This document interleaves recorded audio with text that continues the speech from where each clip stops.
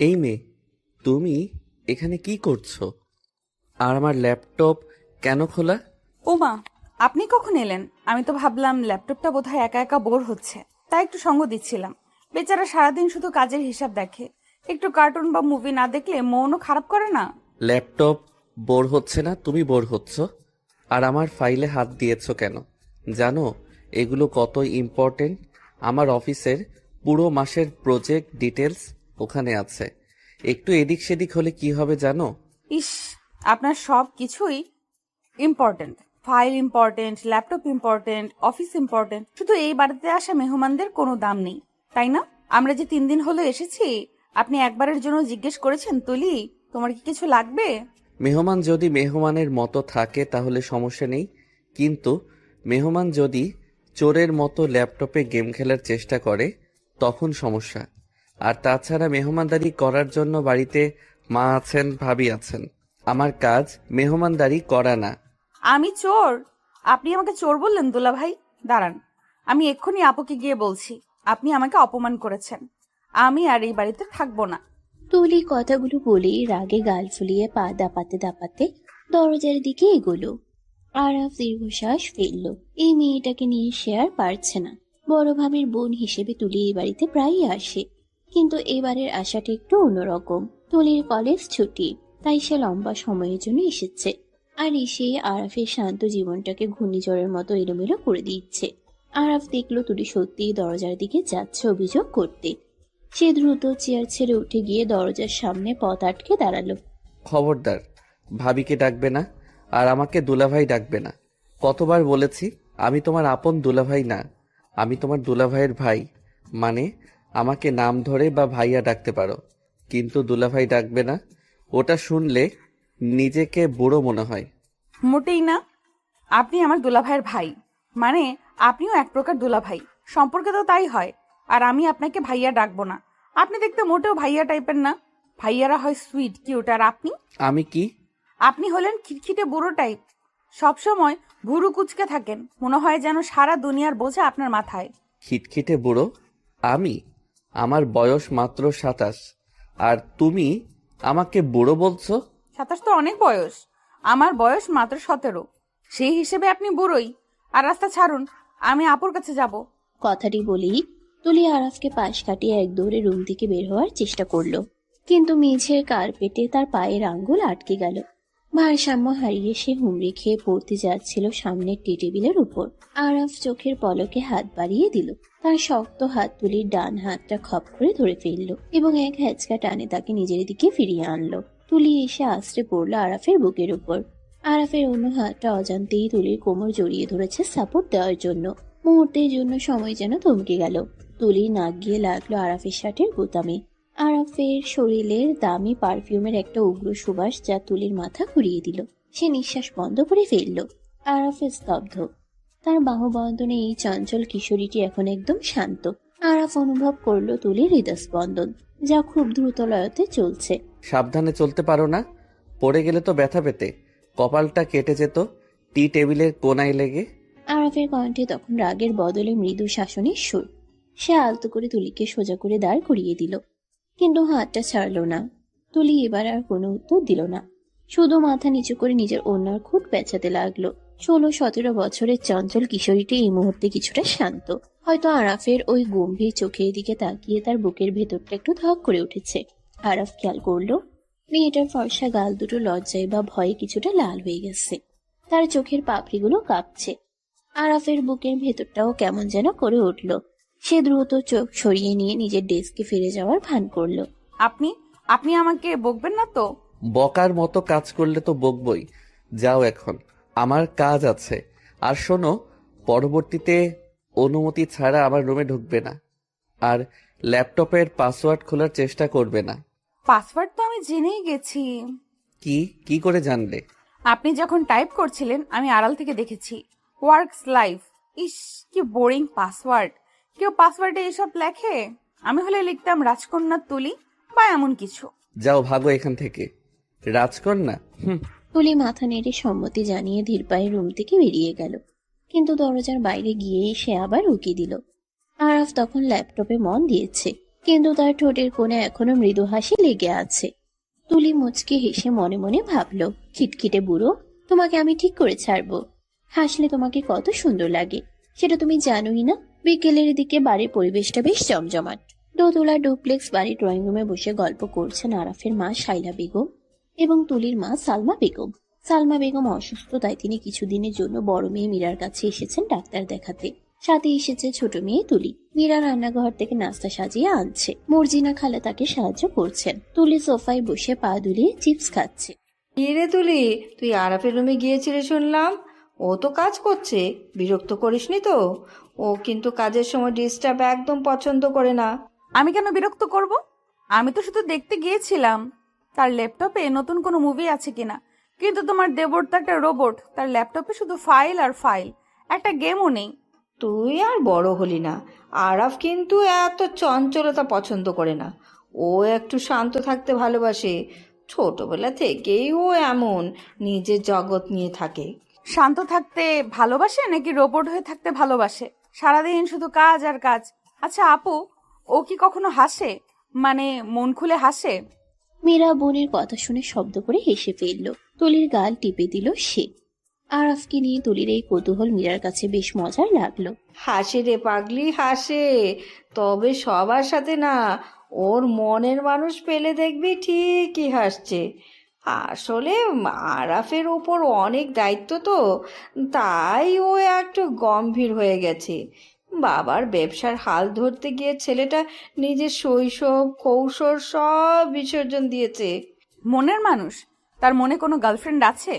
ঠিক সেই মুহূর্তেই সিঁড়িতে পায়ের শব্দ পাওয়া গেল। আরাফ নিচে নেমে আসছে। পরনে ছাই রঙের টি শার্ট আর কালো ট্রাউজার। চুলগুলো গোসল করার পর এলোমেলো হয়ে আছে, এখনো পুরোপুরি শুকায়নি। তাকে দেখে ড্রয়িং রুমের সবাই একটু নড়ে চড়ে বসলো। আরাফের ব্যক্তিত্বটাই এমন যে সে উপস্থিত থাকলে সবাই একটু সচেতন হয়ে যায়। সে এসে মায়ের পাশে সোফায় বসলো। মা, এক কাপ কফি হবে? মাথাটা খুব ধরেছে, ফাইলের লেখাগুলো দেখতে দেখতে চোখ ব্যথা করছে। মর্জিনাকে বলেছি, ও দিয়ে আসবে। তুই বস আমাদের সাথে। সালমা আপা তোর কথা জিজ্ঞাসা করেছিল। আসসালামু আলাইকুম খালাম্মা, শরীর কেমন এখন? ওয়ালাইকুম আসসালাম বাবা, এখন একটু ভালো। ডাক্তার নতুন ওষুধ দিয়েছে। তুমি তো বাবা অনেক ব্যস্ত থাকো, আমাদের দিকে তাকানোর সময় কই? না খালাম্মা, তেমন না, একটু প্রেশার যাচ্ছে অফিসে। আরাফ কথা বলার ফাঁকে ফাঁকে আর চোখে সামনে সোফার দিকে তাকালো। সেখানে তুলি বসে আছে, হাতে চিপসের প্যাকেট। আরাফ তাকাতেই তুলি চিপসের প্যাকেটটা মুখের সামনে ধরে আড়াল করার চেষ্টা করলো। আরাফ সেটা খেয়াল করে মনে মনে হাসলো, কিন্তু মুখে গাম্ভীর্য ধরে রাখলো। ভাবি, তোমার বোনকে একটু ম্যানার্স শিখিও। বড়দের রুমে নক না করে ঢুকতে নেই, আর অন্যের পার্সোনাল জিনিসে হাত দিতে নেই। ও সরি আরাফ, আমি ওকে বলে দেব। ও আসলে ছোট তো, বোঝে না। তুলি, সরি বল ভাইয়াকে। আমি তো বুঝতে পারিনি, সরি। তুলির সরি বলার ভঙ্গিটা এতই করুণ এবং একই সাথে হাস্যকর ছিল যে আরাফের বুকের ভেতরটা অজান্তেই মোচড় দিয়ে উঠল। মেয়েটা সরি বলছে, অথচ তার চোখ বলছে সে মোটেও অনুতপ্ত নয়, বরং তার চোখে এক ধরনের দুষ্টুমি খেলছে। আরাফ বুঝতে পারলো এই মেয়ে মুখে এক আর মনে আরেক। ঠিক আছে, নেক্সট টাইম খেয়াল রেখো। আচ্ছা, কিন্তু আপনিও আমাকে এই মেয়ে বলে ডাকলেন। আমার একটা সুন্দর নাম আছে, বাসায় সবাই আমাকে তুলি বলে ডাকে। আপনি কেন এই মেয়ে বলবেন? তাই নাকি? কি নাম? ঝগড়াটে বুড়ি নাকি বিচ্ছু বাহিনী? মোটেই না, আমার নাম তুলি। তুলি। খুব সুন্দর আর্ট করতে পারি বলে বাবা এই নাম রেখেছে। ও আচ্ছা, তুলি মানে যে রং দিয়ে ছবি আঁকে, নাকি যে কানে তুলো দিয়ে রাখে আর কারো কথা শোনে না? ড্রয়িং রুমে সবাই আরাফের কথা শুনে হেসে উঠল। শায়লা বেগমও ছেলের রসিকতায় হাসলেন। তুলি রেগে গাল ফুলিয়ে বসে রইল। সে বুঝতে পারল এই গম্ভীর লোকটা তাকে পচানি দিচ্ছে। তার জেদ চেপে গেল। সে মনে মনে প্রতিজ্ঞা করলো এই লোকের গাম্ভীর্য সে ভাঙবেই। সে আরাফের দিকে তাকিয়ে চোখ ছোট করে ফেলল, যেন নীরব যুদ্ধ ঘোষণা করছে। সন্ধ্যা গড়িয়ে রাত নেমেছে। বাড়ির ডাইনিং টেবিলে রাতের খাবার সাজানো হয়েছে, পোলাও, রোস্ট, রেজালা আর সালাদ। আরাফের বাবা রহমান সাহেব ব্যবসার খোঁজ খবর নিচ্ছিলেন আরাফের কাছে। তুলি চুপচাপ খাচ্ছিল, কিন্তু তার চোখ বারবার আরাফের দিকে যাচ্ছিল। আরাফ খাবার গ্রহণে অত্যন্ত মার্জিত, কাঁটা চামচ দিয়ে ধীর স্থির ভাবে খাচ্ছে, কোনো শব্দ নেই। তুলি ভাবলো, খেতে বসেও এত ভাব, যেন রাজপুত্র খাচ্ছে। আরাপ, আগামী মাসে চৌধুরী সাহেবের সাথে মিটিংটা ফাইনাল করে ফেলো। প্রজেক্টটা আমাদের জন্য খুবই জরুরি। আর হ্যাঁ, চৌধুরী সাহেব সেদিন ফোনে একটা প্রস্তাব দিলেন। কিসের প্রস্তাব বাবা? আসলে উনি চাইছিলেন আমাদের সাথে আত্মীয়তা করতে। ওনার মেয়ে নীলা, মেয়েটা কিন্তু বেশ ভালো, পড়াশোনায় ব্রিলিয়েন্ট, দেখতেও মাশাল্লাহ। চৌধুরী সাহেব চাইছিলেন নীলার সাথে তোমার বিয়ের ব্যাপারে কথা বলতে। কথাটা শোনা মাত্রই তুলির গলায় খাবার আটকে গেল। সে বিষম খেয়ে কাশতে শুরু করলো। প্রচন্ড কাশিতে তার চোখ মুখ লাল হয়ে গেল। মীরা দ্রুত তাকে পানি এগিয়ে দিতে চাইল, কিন্তু তার আগে আরাফ নিজের গ্লাসটা বাড়িয়ে দিল তুলির দিকে। আস্তে খাও, কেউ তো খাবার কেড়ে নিচ্ছে না। এত তাড়াহুড়ো কিসের? পানি পানি। তুলি আরাফের হাত থেকে গ্লাসটা নিয়ে এক নিঃশ্বাসে পানি শেষ করে ফেলল। স্বস্তির নিঃশ্বাস ফেলে সে তাকালো আরাফের দিকে। শায়লা বেগম উদ্বিগ্ন হয়ে উঠলেন। কি হলো রে মা, ঠিক আছিস? হ্যাঁ আন্টি, ঠিক আছে। আসলে বিয়ের কথা শুনে মানে ঝাল লেগেছিল। বিয়ের কথা শুনে চমকে গেলি কেন? তোর তো এখন বিয়ের বয়স হয়নি, হচ্ছে আরাফের। আরাফ রাজি হলে আমরা নীলা মামুনিকে দেখতে যাব। ও, আমি ভাবলাম মানে নীলা আপুকে আমি চিনি। উনি তো অনেক বেশি স্টাইলিশ। আরাফ ভাইয়ের সাথে কি ওনাকে মানাবে? তুলির এই অযাচিত মন্তব্যে সবাই অবাক হলো। আরাফ ভ্রু কুঁচকে তাকালো তুলির দিকে, তার চোখে প্রশ্নবোধক চিহ্ন। কেন মানাবে না? আমি কি আনস্মার্ট নাকি খ্যাত? না মানে আপনি তো গম্ভীর, আর নীলা আপু তো সারাদিন পার্টি আর ফ্যাশন নিয়ে থাকে। আপনারা তো দুই মেরুর মানুষ। উনি তো আপনার ল্যাপটপের পাসওয়ার্ড শুনলেই হাসবেন। সেটা ওরা বুঝে নেবে। আরাপ, তুমি কি বলো? নীলাকে তোমার কেমন লাগে? বাবা, আমি এখন বিয়ে নিয়ে ভাবছি না, বিজি আছি প্রজেক্ট নিয়ে। আর নীলা আমার ভালো বন্ধু, দ্যাটস ইট। এর বেশি কিছু আমি ভাবিনি। বন্ধু শব্দটা শুনে তুলির বুকের ভেতর থেকে যেন একটা বড় পাথর নেমে গেল। সে নিজেও জানে না কেন আরাফের বিয়ের কথাই তার এত খারাপ লাগছিল। নীলা আপু সুন্দরী, স্মার্ট, বড়লোকের মেয়ে, সব দিক দিয়ে আরাফের যোগ্য। তবুও তুলির মনে হচ্ছে আরাফের পাশে নীলা আপুকে ঠিক মানায় না। আরাফের পাশে এমন কাউকে দরকার যে তাকে হাসাতে পারবে, তার গাম্ভীর্য ভাঙতে পারবে। খাওয়া শেষে আরাফ উঠে গেল। তুলি প্লেটের ভাতে অকারণে চামচ দিয়ে দাগ কাটতে লাগলো। তার খাওয়া শেষ, কিন্তু উঠতে ইচ্ছে করছে না। তার কানে বাজছে রহমান সাহেবের কথা, নীলার সাথে তোমার বিয়ে। রাত 12টা, সবাই ঘুমিয়ে পড়েছে। বাড়ির নিচতলার সব বাতি নেভানো। দোতলায় শুধু আরাফের ঘরের বারান্দার আলো জ্বলছে। আরাফ রেলিং ধরে দাঁড়িয়ে কফি খাচ্ছে। রাতে ঢাকা শহরটা এখান থেকে বেশ সুন্দর দেখায়। রাস্তার সোডিয়াম লাইটগুলোর আলোয় গাছগুলো কেমন রহস্যময় লাগছে। আরাফ আকাশের দিকে তাকিয়ে কিছু একটা ভাবছিল। বাবার কথাটা তাকে ভাবাচ্ছে। নীলা ভালো মেয়ে, কিন্তু আরাফ কি তাকে জীবনসঙ্গী হিসেবে চায়, নাকি তার অবচেতন মন অন্য কাউকে খুঁজছে? হঠাৎ তার মনে হলো পাশে কেউ দাঁড়িয়ে আছে। সে চমকে তাকালো। তুলি, পরনে হালকা নীল রঙের একটা সালোয়ার কামিজ, ওড়নাটা গায়ে জড়ানো, চুলগুলো খোলা, রাতের বাতাসে উড়ছে। চাঁদের আলোয় তুলিকে আজ অন্যরকম লাগছে। সেই চঞ্চলতা নেই, বরং চোখে এক গভীর মায়া। এখনো ঘুমাওনি? রাত হয়েছে। কাল সকালে তো আবার হইচই শুরু করবে, এনার্জি লাগবে না? ঘুম আসছে না, নতুন জায়গা তো। তাছাড়া দুপুরের ঘুমটা বেশি হয়ে গেছে। ভয়ের কিছু নেই, সিকিউরিটি আছে। ভূতও আসবে না এই ফ্ল্যাটে। আমি ভূতকে ভয় পাই না, আমি মানুষকে ভয় পাই। তাই কাকে ভয় পাও? আমাকে? আপনাকে ভয় পাবো কেন? আপনি কি বাঘ না ভাল্লুক? আপনি তো মানুষ। তবে হ্যাঁ, আপনার রাগটাকে একটু ভয় পাই। আমার রাগটা আসলে রাগ না, ওটা ডিসিপ্লিন। আমি চাই সবকিছু নিয়মে চলুক। কিন্তু জীবন তো অঙ্ক না যে সব সময় নিয়ম মেনে চলবে। মাঝে মাঝে নিয়ম ভাঙতেও ভালো লাগে। এই যে দেখুন, এত রাতে কফি খাওয়া স্বাস্থ্যের জন্য খারাপ, কিন্তু আপনি খাচ্ছেন, তার মানে আপনিও নিয়ম ভাঙেন। আরাফ তুলির যুক্তিতে অবাক হলো। মেয়েটা কথা বলতে জানে। সে কফির মগে শেষ চুমুক দিয়ে রেলিংয়ে ভর দিল। তুলির দিকে পুরোপুরি ঘুরে দাঁড়ালো। তুমি কি আমাকে কিছু বলতে এসেছিলে, নাকি শুধু লেকচার দিতে এসেছো? হ্যাঁ মানে ওই নীলা আপুর সাথে কি আপনার বিয়ে ঠিক হয়েই গেল? কেন? তোমার কি কোনো আপত্তি আছে, নাকি তুমি ঘটকালি করবে? আমার আপত্তি থাকবে কেন?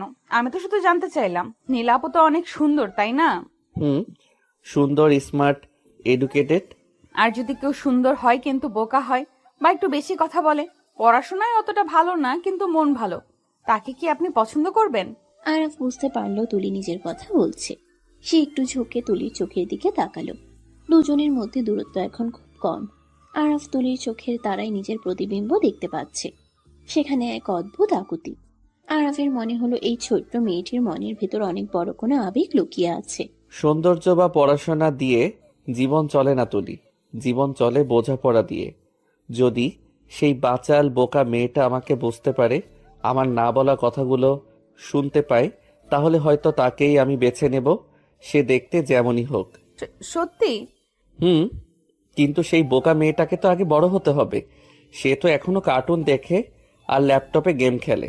আমি বড় হয়েছি, আমি এখন কলেজে পড়ি, শাড়ি পরতে পারি, রান্না করতে পারি। তাই নাকি? তাহলে তো একদিন শাড়ি পরে দেখাতে হবে, দেখবো কেমন লাগে তোমাকে। কালই পরবো, কাল শুক্রবার ছুটির দিন, আমি নীল শাড়ি পরবো। ঠিক আছে, যদি শাড়ি পরে ঠিকঠাক হাঁটতে পারো আর হোঁচট না খাও, তাহলে ভাববো তুমি বড় হয়েছো। এখন যাও, ঘুমাও গিয়ে। রাত জাগলে চোখের নিচে কালি পড়বে, তখন আর কেউ বিয়ে করবে না। আপনি করবেন না? প্রশ্নটা করেই তুলি নিজের জিভে কামড় দিল। সে কি বলে ফিরল? লজ্জায় তার কান গরম হয়ে গেল। আরাফও চমকে উঠল। সে কিছু বলল না, শুধু গভীর দৃষ্টিতে তাকিয়ে রইল। সেই দৃষ্টিতে উত্তরের চেয়েও বেশি কিছু ছিল। আরাফের মনতা তুলির হৃদস্পন্দন আরো বাড়িয়ে দিল। সে এক মুহূর্তও দাঁড়ালো না। সে এক দৌড়ে নিজের রুমে চলে গেল। আরাফ বারান্দায় দাঁড়িয়ে রইল একা। তার ঠোঁটের কোণে হাসি। তুলির শেষ প্রশ্নটা তার কানে বাজছে। আপনি করবেন না? আরাফ আকাশের দিকে তাকিয়ে বিড়বিড় করে বলল, কে জানে পিচ্ছি, হয়তো নিয়তি তাই লিখে রেখেছে। পরদিন সকাল, শুক্রবার, ছুটির দিন বলে সবাই একটু দেরিতেই উঠেছে। আরাফ অবশ্য নিয়ম মেনে সকালেই উঠে জগিং করে এসেছে। ড্রয়িং রুমে বসে খবরের কাগজ পড়ছে। এমন সময় সিঁড়ি দিয়ে নামলো তুলি। তার পরনে একটা নীল রঙের জর্জেট শাড়ি, স্লিভলেস ব্লাউজ, চুলগুলো একপাশে পিনি করা, কপালে ছোট্ট একটা নীল টিপ, কানে দুল, হাতে এক গুচ্ছ নীল কাচের চুড়ি। আরাফ কাগজ থেকে চোখ সরিয়ে তাকালো এবং তাকিয়েই রইল। সে বিশ্বাস করতে পারছে না এটা সে কালকের চিপস খাওয়া পিচ্ছি মেয়েটা। শাড়িতে তাকে কোনো কিশোরী মনে হচ্ছে না, মনে হচ্ছে পূর্ণ যৌবনা এক নারী। তুলি লাজুক পায়ে সিঁড়ি বেয়ে নামছে। চুরির রিনিঝিনি শব্দ ড্রয়িং রুমে নীরবতা ভাঙছে। আরাফ নিজের অজান্তেই হাত থেকে খবরের কাগজটা নামিয়ে রাখলো। তুলি এসে আরাফের সামনে দাঁড়ালো। সে একটু ঘুরলো যেন আরাফ তাকে ভালো করে দেখতে পায়। কেমন লাগছে? চলে, তবে শাড়িটা সামলাতে পারবে তো, নাকি আবার আমার উপর পড়বে? মোটেই না, আমি ঠিকই সামলাতে পারি। মীরা রান্নাঘর থেকে এসে, মাশাআল্লাহ, আমার বোনটাকে আজ কি সুন্দর লাগছে। কিরে আরাফ, কিছু বলছিস না কেন? সুন্দর লাগছে না? ভাবি, সুন্দর লাগলে সুন্দর বলাটা আমার স্বভাবে নেই, তবে হ্যাঁ, আজ ওকে আর পিচ্ছি মনে হচ্ছে না। তার মানে আমি বড় হয়েছি? দেখা যাক, দিন তো কেবল শুরু হলো। বিকেলের দিকে আরাফ তৈরি হলো বের হওয়ার জন্য। সে আজ একটা পাঞ্জাবি পরেছে, সাদা পাঞ্জাবি। তাকে দেখতে খুব স্নিগ্ধ লাগছে। তুলি ড্রয়িং রুমে বসে টিভি দেখছিল। আরাফকে দেখে সে টিভি অফ করে দিল। কোথায় যাচ্ছেন? একটু কাজে। আর শোনো, সন্ধ্যায় শিহাব আসছে, তোমার কাজিন। শিহাব ভাইয়া আসছে? সত্যি? এত খুশি হওয়ার কি আছে? কাজিন আসছে, কোনো সেলিব্রিটি না।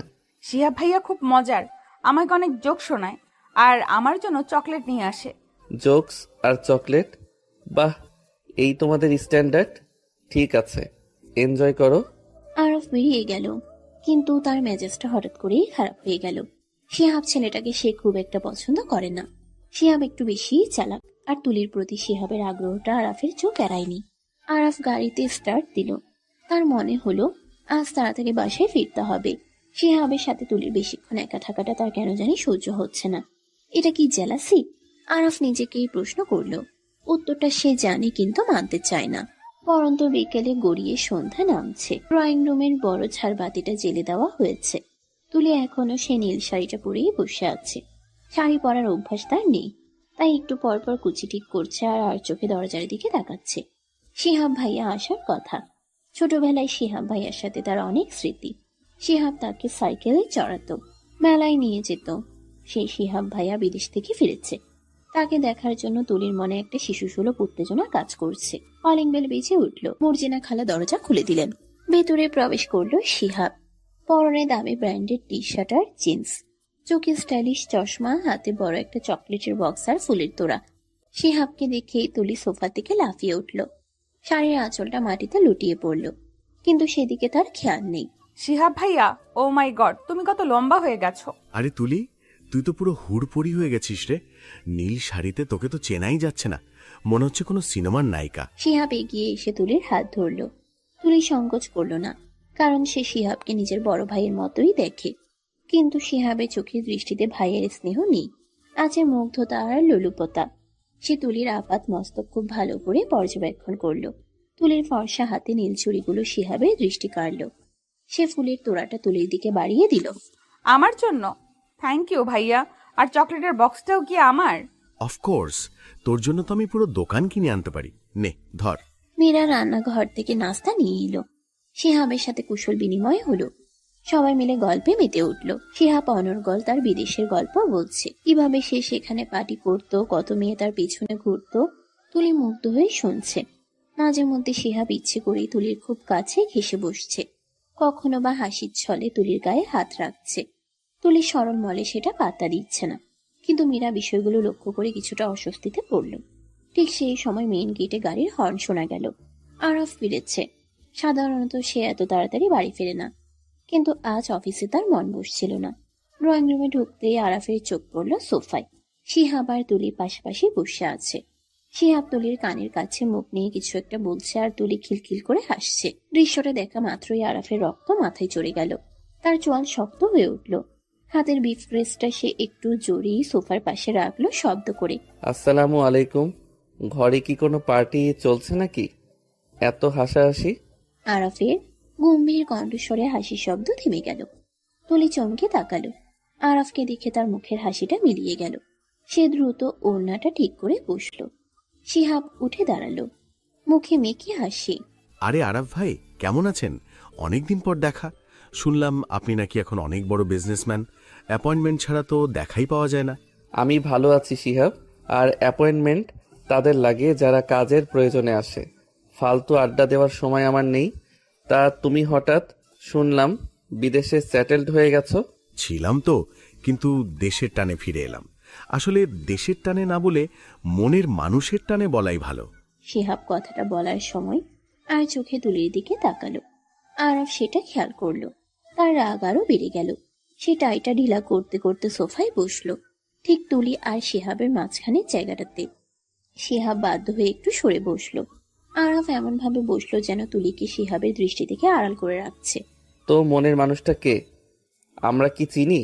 চিনবেন, খুব শিগগিরই চিনবেন। সময় হলে সব জানাবো। বাই দ্য ওয়ে আরাফ ভাই, আপনার শ্যালিকা তো মাশাআল্লাহ। আগে তো পিচ্চি ছিল, এখন তো দেখি পুরো লেডি কিলার। সাবধানে রাখবেন, কখন কে কিডন্যাপ করে নিয়ে যায়। আমার জিনিসের নিরাপত্তা দিতে আমি খুব ভালো জানি শিহাব। কেউ আমার সীমানায় হাত বাড়ানোর সাহস করলে তার হাত আমি ভেঙে দেই, সেটা কিডন্যাপার হোক আর তথাকথিত শুভাকাঙ্ক্ষী হোক। আরাফের গলার স্বরে এমন এক প্রচ্ছন্ন হুমকি ছিল যে শিহাব একটু থমকে গেল। পরিবেশটা ভারী হয়ে উঠল। তুলি ভয় ভয় আরাফের দিকে তাকালো। সে বুঝতে পারছে না আরাফ ভাইয়া কেন শিহাব ভাইয়ার সাথে এত রুক্ষ ব্যবহার করছে। মীরা পরিস্থিতি সামাল দিতে এগিয়ে গেল। আরাফ, তুই ফ্রেশ হয়ে নে, আমি খাবার টেবিলে দিচ্ছি। শিহাব, তুমিও খেয়ে যাও। না ভাবি, আজ খাবো না, অন্য একদিন। আজ শুধু তুলিকে দেখতে এসেছিলাম। আচ্ছা তুলি, চলি রে। কাল বিকালে রেডি থাকিস, তোকে লং ড্রাইভে নিয়ে যাব। আমার নতুন গাড়িটা দেখবি? নতুন গাড়ি? কি গাড়ি ভাইয়া? কাল তুলির পড়া আছে, ওর সামনে পরীক্ষা, ও কোথাও যাবে না। কিন্তু ভাইয়া, কাল তো শনিবার, আমার তো কোনো পরীক্ষা নেই। আমি বলেছি পড়া আছে মানে আছে। আমি নিজে তোমাকে পড়াবো কাল।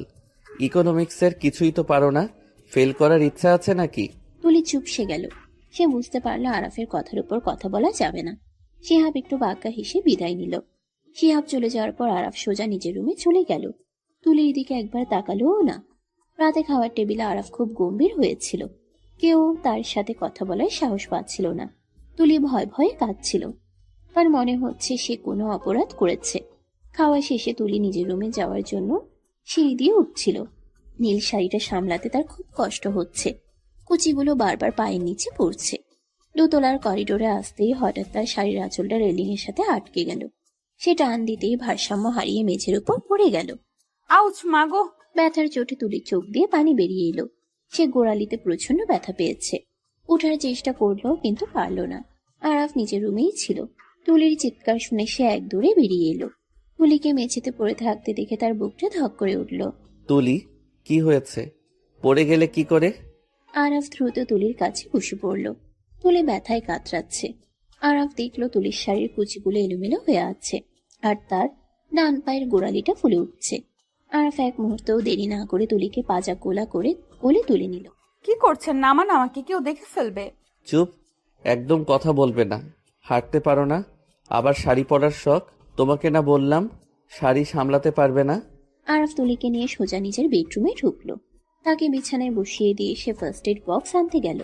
তুলি মুগ্ধ হয়ে আরাফের দিকে তাকিয়ে রইল। এই লোকটা একটু আগে কত রাগ দেখাচ্ছিল, আর এখন তার জন্য কথা চিন্তা করছে। আরাফ ফিরে এসে তুলির পায়ের কাছে বসলো। সে খুব সাবধানে তুলির পাটা নিজের কোলের উপর তুলে নিল। ব্যথা লাগছে? একটু। সহ্য করো, আমি মলম লাগিয়ে দিচ্ছি। আরাফ আলতো হাতে মলম মালিশ করতে লাগলো। আরাফের হাতের স্পর্শে তুলির শরীরে বিদ্যুৎ খেলে গেল। সে শাড়ির আঁচলটা শক্ত করে ধরে রইল। আরাফ মালিশ করতে করতে হঠাৎ তুলির মুখের দিকে তাকালো। তুলির চোখে তখনও এক ফোঁটা পানি জমে আছে। আরাফ নিজের হাত বাড়িয়ে সেই পানিটা মুছে দিল। এত বাচ্চা কেন তুমি? একটু ব্যথা পেলেই কাঁদো। আমি বাচ্চা না, শাড়িটা পায়ে আটকে গেছিল। শাড়ি পরলে সেটা সামলানোর কায়দাও জানতে হয়। আর যদি না জানো তাহলে এমন কাউকে পাশে রাখতে হয় যে সামলাতে পারে। আমার পাশে তো কেউ নেই। কে বলল নেই? আমি কি মরে গেছি? আরাফের এই কথায় তুলি স্তব্ধ হয়ে গেল। সে কি শুনলো? আরাফ কি পরোক্ষভাবে তাকে কিছু বোঝাতে চাইলো? আরাফ মলম লাগানো শেষ করে উঠে দাঁড়ালো। সে তুলির খুব কাছে এলো, এত কাছে যে তুলি আরাফের নিঃশ্বাসের শব্দ শুনতে পাচ্ছিল। ওই শিহাবের সাথে আর বেশি মিশবে না। কেন? শিহাব ভাইয়া তো ভালো। ভালো না ছাই, ছেলের চোখ আমি চিনি। ও তোমাকে যেভাবে দেখে সেটা আমার পছন্দ না। আর আমি যেটা পছন্দ করি না সেটা যেন এই বাড়িতে আর না হয়, বুঝেছো? আপনি কি জেলাস? জেলাস হব কেন? আমি শুধু তোমাকে সতর্ক করছি। তুমি ছোট, মানুষের মনের প্যাচ বোঝো না। আমি সব বুঝি, আপনি আমাকে শুধু বকেন। শিহাব ভাইয়া তো আমাকে কত আদর করে কথা বলে। তুলির এই কথায় আরাফের ধৈর্যের বাঁধ ভেঙে গেল। সে দু হাতে তুলির কাঁধ ধরে তাকে নিজের দিকে টানলো। আরাফের চোখে এখন রাগের আগুন জ্বলছে। আদর? তুমি ওটাকে আদর বলো? শিহাব তোমাকে চকলেটের লোভ দেখায় আর আমি তোমাকে শাসন করি, এটার পার্থক্য তুমি বোঝো না? শোনো তুলি, আমার জিনিসের উপর অন্য কারোর নজর পড়লে আমার খুন করতে ইচ্ছে করে। আর তুমি শুধু... আরাফ কথাটা শেষ করলো না, সে থেমে গেল। সে কি বলতে চাচ্ছিল? তুমি শুধু আমার? আরাফ নিজেকে সামলে নিল। সে তুলিকে ছেড়ে দিয়ে জানালার দিকে ফিরে দাঁড়ালো। তার বুক ওঠানামা করছে। তুলি বিছানায় বসে কাঁপছে। সে বুঝতে পারছে না আরাফের এই আচরণের মানে কি। এই রাগ, এই অধিকার বোধ, এসব কিসের ইঙ্গিত? পরদিন সকাল, রবিবার। আরাফ আজ অফিসে যায়নি। সে বলেছে তার শরীর ভালো নেই, কিন্তু আসলে সে শিহাবের আসার ভয়ে ঘরে বসে আছে। সে জানে আজ ছুটির দিন শিহাব আবার আসতে পারে। দুপুরের দিকে তুলির বাবা জামিল সাহেব ফোন করলেন। শায়লা বেগম ফোন ধরে কথা বললেন। তারপর তিনি গম্ভীর মুখে রহমান সাহেবের কাছে গেলেন। শুনছো, জামিল ভাই ফোন করেছিলেন। কি খবর? শরীর ভালো তো? শরীর ভালো, কিন্তু উনি একটা কথা বললেন। শিহাবের বাবা নাকি প্রস্তাব দিয়েছেন শিহাবের সাথে তুলির বিয়ে দেওয়ার জন্য। কথাটা শুনে ড্রয়িং রুমে বসে থাকা আরাফ চমকে উঠল। তার হাতের কফির মগটা চুলকে পড়ল। তুলি তখনও নিচে নামেনি। তাই নাকি? শিহাব তো ভালো ছেলে, বিদেশি ডিগ্রি আছে, প্রতিষ্ঠিত। খারাপ কি? আমারও তো তাই মনে হয়। তুলি যদিও ছোট, কিন্তু এঙ্গেজমেন্ট করে রাখলে ক্ষতি কি? ঘরের ছেলে, আবার পরিচিত। এটা অসম্ভব মা। কেন বাবা, অসম্ভব কেন? শিহাবের ক্যারেক্টার ভালো না। ও বিদেশে কি কি করেছে আমি সব খোঁজ নিয়েছি। এমন ছেলের সাথে তুলির বিয়ে দেওয়া মানে ওর জীবন নষ্ট করা। আর তুলি এখন বাচ্চা, ওর পড়ার বয়স। এখন বিয়ের কথা কেন আসছে? আরাপ, তুমি একটু বেশি রিয়াক্ট করছো।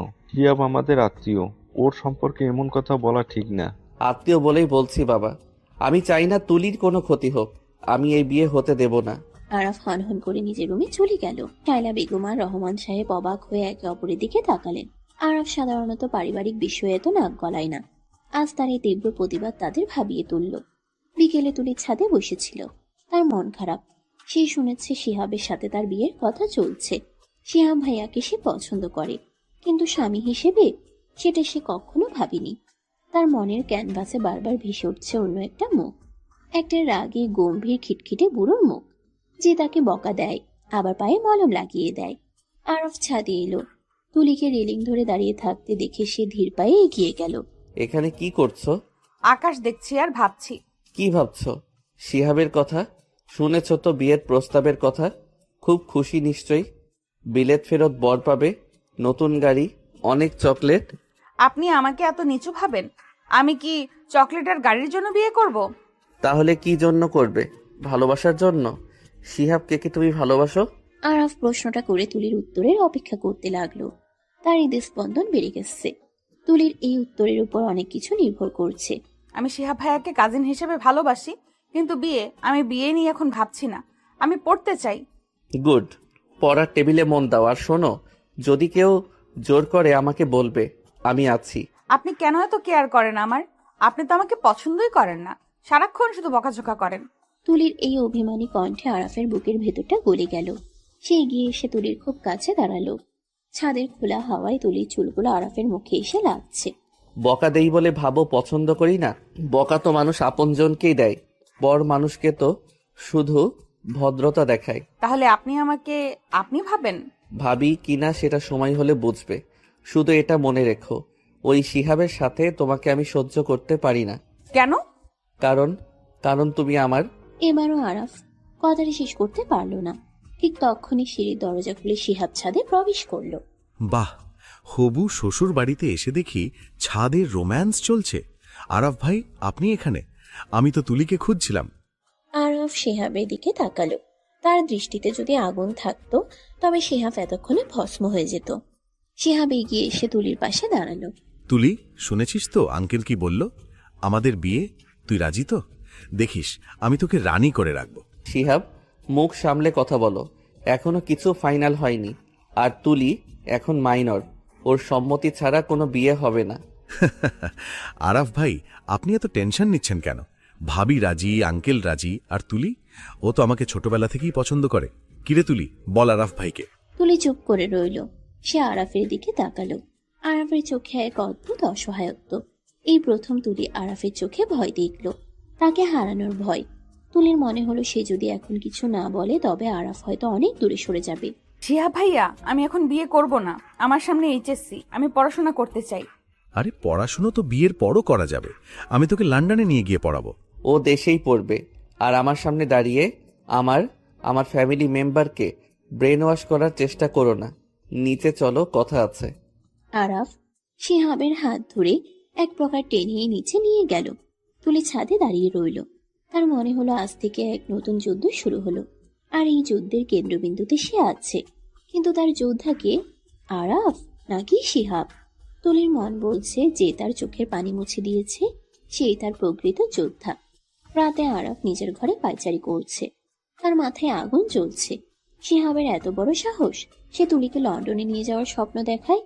আরাফ সিদ্ধান্ত নিল সে আর চুপ করে থাকবে না, যা করা তাকেই করতে হবে। সে ফোনটা হাতে নিল, তার বন্ধু রোকনকে কল দিল। রোকন একজন লয়ার। রোকন, আমাকে একটা ম্যারেজ রেজিস্ট্রেশন পেপার রেডি করে দিতে পারবি? খুব ইমার্জেন্সি। কার বিয়ে, তোমার? হ্যাঁ, আমার। আর পাত্রী তুলি। ফোনের ওপাশে রোকন চমকে উঠল। আরাফ ফোন রেখে বারান্দায় গেল। সে জানে সমাজ কি বলবে, পরিবার কি বলবে। 27 বছরের আরাফ আর 17 বছরের তুলি। কিন্তু সে এটাও জানে তুলিকে শিহাবের হাত থেকে বাঁচাতে হলে তুলিকে নিজের করে পাওয়া ছাড়া আর কোনো পথ নেই। এই পিচ্চি মেয়েটা তার জীবনের সব নিয়ম ভেঙে দিয়েছে। এখন তাকে নিজের নিয়মে বাঁধার সময় এসেছে। পরদিন সকালের আবহাওয়াটা বেশ থমথমে। আকাশ মেঘলা, যেন যে কোনো সময়ে ঝড় নামবে। আরাফের মনের অবস্থাও ঠিক তেমনই। সারা রাত সে চোখের পাতা এক করতে পারেনি। ভোরের আলো ফোটার আগে সে সিদ্ধান্ত নিয়ে ফেলেছে সমাজ, আত্মীয় স্বজন বা বয়সের ব্যবধান কোনো কিছুই আজ আর তার কাছে মুখ্য নয়। তার কাছে একমাত্র সত্য হলো তুলি। তুলির ওই মায়াবী চোখ, চঞ্চল হাসি, আর তার প্রতি আরাফের অদ্ভুত এক অধিকার বোধ। আরাফ জানে শিহাবের মতো লম্পট ছেলের হাতে তুলি পড়লে ওর জীবনটা নরক হয়ে যাবে, আর সেটা আরাফ বেঁচে থাকতে হতে দেবে না। আরাফ ড্রয়িং রুমে বসে আছে। সামনে তার বাবা, মা এবং ভাবি মীরা। সবার চোখে মুখে প্রশ্ন। আরাফ সবাইকে জরুরি তলব করেছে। রহমান সাহেব চশমাটা খুলে টেবিলের উপর রাখলেন। আরাপ, কি এমন জরুরি কথা যে সকালবেলা সবাইকে ডাকলে? অফিসে দেরি হচ্ছে তো। বাবা, অফিস আজ আমি যাচ্ছি না। আর কথাটা অফিসের চেয়েও বেশি জরুরি। শিহাবের বাবা যে প্রস্তাবটা দিয়েছে সেটা নিয়ে কথা বলতে চাই। ও, বিয়ের কথা? আমরা তো পজিটিভ ভাবছি। সিয়াব ছেলে হিসাবে ভালো, আবার আত্মীয়ও হয়, তুলি সুখে থাকবে। মা, তোমরা শিহাবের বাইরের চাকচিক্য দেখেছো, ভেতরটা দেখছো না। শিহাব মোটেও ভালো ছেলে না। ও একটা প্লে বয়। বিদেশে ওর নামে একাধিক কমপ্লেইন আছে। আর সবচেয়ে বড় কথা, তুলি ওকে বিয়ে করতে চায় না। কিন্তু আরাফ, তুলি তো ছোট, ও কি বোঝে? শিয়াফ ওকে পছন্দ করে, এটাই তো বড় কথা। তুলি ছোট হতে পারে ভাবি, কিন্তু ওর একটা মন আছে। আর আমি ওই ছেলের হাতে তুলিকে তুলে দিতে পারবো না। এই বিয়ে হবে না। কিন্তু আমরা তো কথা প্রায় দিয়ে ফেলেছি। এখন না করলে আত্মীয়তার সম্পর্ক নষ্ট হবে। তাছাড়া তুলির জন্য এর চেয়ে ভালো পাত্র কোথায় পাবো? পাবে বাবা, শিহাবের চেয়ে অনেক ভালো পাত্র আছে, যে তুলিকে সম্মান করবে, ওর পড়াশোনার খেয়াল রাখবে, আর সারা জীবন আগলে রাখবে। কে সে? তোর পরিচিত কেউ আছে? আরাফ সোজা হয়ে বসল। সে গভীর একটা শ্বাস নিল। ড্রয়িং রুমে পিন পতন নীরবতা। আরাফের চোয়াল শক্ত, দৃষ্টি স্থির। সে এক মুহূর্ত সময় নিল, তারপর বোমাটা ফাটালো। আমি? শব্দটা ড্রয়িং রুমের বাতাসে প্রতিধ্বনি তুলল। শায়লা বেগম হাঁ করে তাকিয়ে রইলেন। মীরার হাত থেকে চায়ের কাপটা প্রায় ফেলেই দিচ্ছিল। রহমান সাহেব স্তব্ধ হয়ে গেলেন। কেউ বিশ্বাস করতে পারছে না যে তাদের গম্ভীর কাজ পাগল ছেলেটা 17 বছরের একটা কিশোরীকে বিয়ে করার কথা বলছে। কি বলছিস তুই আরাফ? তুই তুলিকে বিয়ে করবি? ওর বয়স জানিস? ও তোর চেয়ে 10 বছরের ছোট। ও তো একটা ছোট্ট বাচ্চা মেয়ে। মা, বয়স শুধুই একটা সংখ্যা, আসল হলো বোঝাপড়া। আমি তুলিকে বুঝি, ওর চঞ্চলতা, ওর পাগলামি সব আমি সামলাতে পারবো। আর ও আমার কাছেই সবচেয়ে বেশি নিরাপদ থাকবে। তোমরা কি চাও না তুলি এই বাড়ির বউ হয়ে আসুক? চাই তো অবশ্যই। তুলি আমার বোন, ও আমার দেবরের বউ হলে তো আমারই সবচেয়ে বেশি আনন্দ। কিন্তু আরাফ, তুই কি সিরিয়াস, নাকি শিহাবকে আটকানোর জন্য এসব বলছিস? আমি আমার জীবন নিয়ে বাজি ধরি না ভাবি। আমি তুলিকে পছন্দ করি, আর আমি চাই আজই, এই মুহূর্তেই এই বিষয়টা ফাইনাল হোক। শিহাব আজ বিকেলে আংটি পরাতে আসছে, তার আগে আমি তুলিকে আমার করে নিতে চাই। ঠিক সেই সময় সিঁড়িতে পায়ের শব্দ পাওয়া গেল। তুলি দাঁড়িয়ে আছে, তার হাতে বই। সে সব কথা শুনেছে। তার হাত কাঁপছে। বইটা হাত থেকে পড়ে গেল। শব্দ শুনে সবাই তাকালো। তুলি দৌড়ে নিজের রুমে গিয়ে দরজা বন্ধ করে দিল। আরাফ উঠে দাঁড়ালো। আমি তুলির সাথে কথা বলতে যাচ্ছি। তোমরা দয়া করে জামিল আঙ্কেলকে ফোন করো। আরাফ ধীর পায়ে সিঁড়ি ভেঙে উপরে উঠল। তুলি রুমের দরজা বন্ধ। আরাফ নক করলো না। তার কাছে স্পেয়ার চাবি ছিল। সে চাবি দিয়ে দরজা খুলে ভেতরে ঢুকলো। তুলি বিছানায় উপর হয়ে শুয়ে আছে, বালিশে মুখ গুজে। তার শরীর কাঁপছে। আরাফ দরজাটা লক করে দিল। তারপর ধীর পায়ে বিছানার কাছে গেল। তুলি, ওঠো। আরাফের গলার স্বরে এক অদ্ভুত মাদকতা। তুলি আস্তে আস্তে মুখ তুলল। তার চোখ দুটো লাল হয়ে আছে। সে আরাফের দিকে তাকাতে পারছে না। লজ্জা, ভয় আর আনন্দের এক অদ্ভুত মিশ্রণে তার বুকের ভেতরটা তোলপাড় করছে। আপনি আপনি নিচে কি বললেন? যা সত্য তাই বলেছি। কেন, তোমার পছন্দ হয়নি? তুমি কি শিহাবকেই চাও? না, আমি শিহাব ভাইয়াকে চাই না। কিন্তু কিন্তু আপনি আপনি তো আমাকে পছন্দ করেন না। আপনি তো আমাকে পিচ্ছি বলেন, ঝগড়াটে বলেন। আরাফ বিছানায় বসল। সে হাত বাড়িয়ে তুলির এলোমেলো চুলগুলো কানের পিঠে গুজে দিল। আরাফের হাতের স্পর্শে তুলি শিউরে উঠল। সে চোখ বন্ধ করে ফেলল। পিচ্ছি বলি কারণ তুমি পিচ্ছি, আর পছন্দ করি কিনা সেটা বোঝার মতো বয়স কি তোমার হয়েছে? শোনো তুলি, আমি রোমান্টিক কথা সাজিয়ে বলতে পারি না। আমি শুধু জানি তোমাকে অন্য কারো পাশে দেখলে আমার দম বন্ধ হয়ে আসে। আমি চাই তুমি শুধু আমার হয়ে থাকো, আমার ঘরের লক্ষ্মী হয়ে, আমার জীবনের আলো হয়ে। তুমি কি রাজি? তুলি আরাফের চোখের দিকে তাকালো। সেই চোখে আজ কোনো গাম্ভীর্য নেই। আছে সাগরের মতো গভীর ভালোবাসা। তুলি তার ছোট হাতটা আরাফের বড় হাতের উপর রাখলো। আমি আমি রাজি, কিন্তু আমার খুব ভয় করছে। সবাই কি বলবে? সবাই কি বলবে সেটা দেখার দায়িত্ব আমার। তুমি শুধু আমার উপর বিশ্বাস রাখো। আরাফ তুলির কপালে আলতো করে একটা চুমু খেলো। তুলির সারা শরীর অবশ হয়ে গেল। এই প্রথম কোনো পুরুষের স্পর্শে সে এতটা শিহরিত হলো। আরাফ উঠে দাঁড়ালো। রেডি হয়ে নাও, আজ বিকেলে শিহাব আসবে। তার আগে আমাদের কাজ সারতে হবে। বিকেলের দৃশ্যপট সম্পূর্ণ বদলে গেল। শিহাব তার বাবা মাকে নিয়ে মহা ধুমধামে উপস্থিত হলো, সাথে বিশাল মিষ্টির হাড়ি আর এঙ্গেজমেন্ট রিং। কিন্তু ড্রয়িং রুমে ঢুকে সে দেখলো পরিবেশ অন্যরকম। কাজী সাহেব বসে আছেন, রহমান সাহেব আর জামিল সাহেব পাশাপাশি বসে। তুলির বাবা জামিল সাহেব মেয়ের সুখের কথা ভেবে আরাফের প্রস্তাবে রাজি হয়েছেন, কারণ আরাফের মতো ছেলে লাখে একটা পাওয়া যায়। এ কি, কাজী সাহেব কেন? আর সবাই এত গম্ভীর কেন? আঙ্কেল, আমরা তো ডেট ফিক্স করতে এসেছি। ডেট ফিক্স হয়ে গেছে শিহাব, আর সেটা তোমার সাথে না, আমার সাথে। শিহাব চমকে তাকালো। আরাফ পাঞ্জাবি পরে আছে, তার পেছনে তুলি। তুলিকে আজ লাল বেনারসি পরানো হয়েছে। মীরা তাকে সাজিয়ে দিয়েছে। লজ্জায় তুলির মুখটা রক্তজবা ফুলের মতো লাল হয়ে আছে। মানে কি বলতে চাইছেন আরাফ ভাই? মানে খুব সহজ, তুলির বিয়ে আজ, এখন এবং আমার সাথে। এটা হতে পারে না আঙ্কেল, আপনারা এটা মেনে নিলেন? এই লোকটা আমাকে অপমান করার জন্য এসব করছে। ও তুলিকে ভালোবাসে না, ও আমাকে জেলাস ফিল করানোর জন্য এসব নাটক করছে। শিহাব, চিৎকার করো না। আমরা ভেবেচিন্তেই সিদ্ধান্ত নিয়েছি। আরাফ তুলিকে যোগ্য সম্মান দেবে, সেটা আমরা জানি। সম্মান? ও তো একটা বাচ্চা মেয়েকে ব্রেইন ওয়াশ করেছে। তুলি, তুমি কিছু বলো। তুমি কি এই বুড়োটাকে বিয়ে করতে চাও? শিহাবের মুখে বুড়ো শব্দটা শুনে তুলি রাগ হলো। সে ঘুমটার আড়াল থেকে মুখ তুলল। তার চোখে এখন আর ভয় নেই, আছে আরাফের দেওয়া সাহস। শিহাব ভাইয়া, উনি বুড়ো নন, উনি আমার স্বামী হতে যাচ্ছেন, আর আমি ওনাকেই বিয়ে করতে চাই। আপনি দয়া করে আর সিনক্রেট করবেন না। তুলির মুখে এমন কথা শুনে শিহাব স্তম্ভিত হয়ে গেল। সে রাগে ফসফস করতে করতে বেরিয়ে গেল। যাওয়ার আগে বলে গেল, তোমরা ভুল করছো, এর জন্য তোমাদের পস্তাতে হবে। কিন্তু কেউ তার কথাই কান দিল না। কাজী সাহেব বিয়ে পড়ানো শুরু করলেন। বলুন মা, কবুল। তুলির গলা শুকিয়ে আসছিল। সে আর চোখে আরাফের দিকে তাকালো। আরাফ তার দিকেই তাকিয়ে আছে, চোখে ভরসা। তুলি চোখ বন্ধ করে বলল, কবুল। 3 বার কবুল বলার পর আরাফও কবুল বলল। রেজিস্ট্রি পেপারে সাইন করার সময় আরাফের হাতটা তুলির হাতের উপর আলতো করে ছোঁয়া লাগলো। দুজনের মনে হলো এক জন্ম জন্মান্তরের বন্ধনে তারা আবদ্ধ হলো। রাত 11টা। আরাফের বেডরুমটা আজ বাসর ঘর হিসেবে সাজানো হয়েছে। রজনীগন্ধা আর গোলাপের গন্ধে ঘরটা মো মো করছে। বিছানার মাঝখানে বসে আছে তুলি। তার হৃদয় স্পন্দন এত দ্রুত হচ্ছে যে মনে হচ্ছে কেউ বুকের ভেতর হাতুড়ি পেটাচ্ছে। সে এখন মিসেস আরাফ, ভাবতেই তার গায়ে কাঁটা দিচ্ছে। দরজা খোলার শব্দ হলো। তুলি শক্ত হয়ে বসলো। আরাফ ঘরে ঢুকলো। সে দরজাটা ভালো করে লক করে দিল। তারপর ধীর পায়ে এগিয়ে এলো বিছানার দিকে। আরাফ শেরওয়ানি আগেই খুলে ফেলেছে, এখন পরনে সাদা সিল্কের পাঞ্জাবি। সে বিছানায় তুলির পাশে বসলো, খুব কাঁদছে।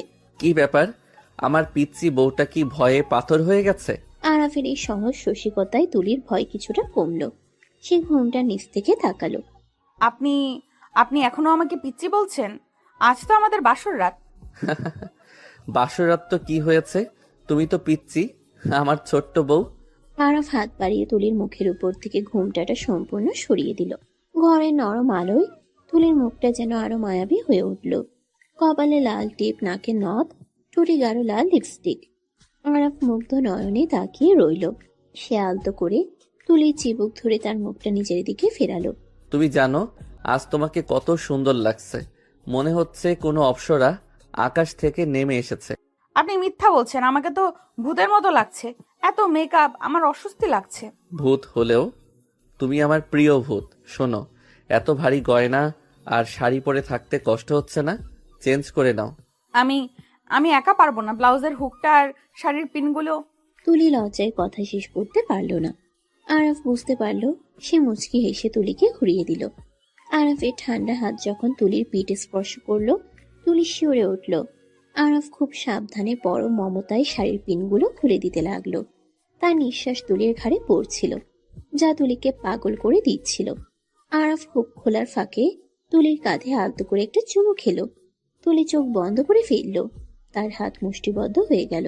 যাও, ফ্রেশ হয়ে এসো, আমি অপেক্ষা করছি। তুলি ওয়াশরুম থেকে একটা হালকা সুতির শাড়ি পরে বের হলো। ভেজা চুলগুলো তোয়ালে দিয়ে মুছছে। আরাফ তখন বিছানায় আছোয়া হয়েছিল। তুলিকে দেখে সে উঠে বসলো। তুলি আড়ষ্ট পায়ে বিছানার দিকে এগিয়ে গেল। আরাফ হাত বাড়িয়ে তাকে নিজের কাছে টেনে নিল। তুলি গিয়ে পড়ল আরাফের বুকের উপর। আরাফের বুকের ধক ধক শব্দ তুলি শুনতে পাচ্ছে। এখন আর ভয় করছে? একটু। আমাকে ভয় পাওয়ার কিছু নেই। আমি তোমার আরাফ, তোমার বন্ধু, তোমার সব। আজ থেকে আমাদের জীবনের নতুন অধ্যায় শুরু হলো। আরাফ তুলিকে সোজা করে বসালো। তারপর পকেট থেকে একটা ছোট্ট ভ্যালভেটের বক্স বের করলো। বক্স খুলে বের করলো একটা ডায়মন্ডের নেকলেস, খুব সুন্দর। লকেটে লেখা A&D। আরাফ নিজ হাতে নেকলেসটা তুলির গলায় পরিয়ে দিল।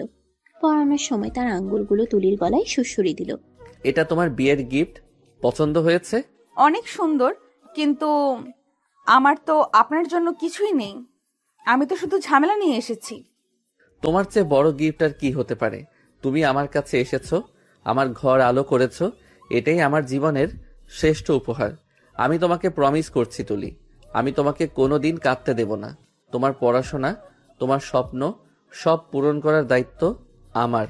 আরাফা নিজেকে সামলাতে পারল না। সে তুলিকে বিছানায় শুয়ে দিল এবং নিজে তার উপর ঝুঁকে পড়ল।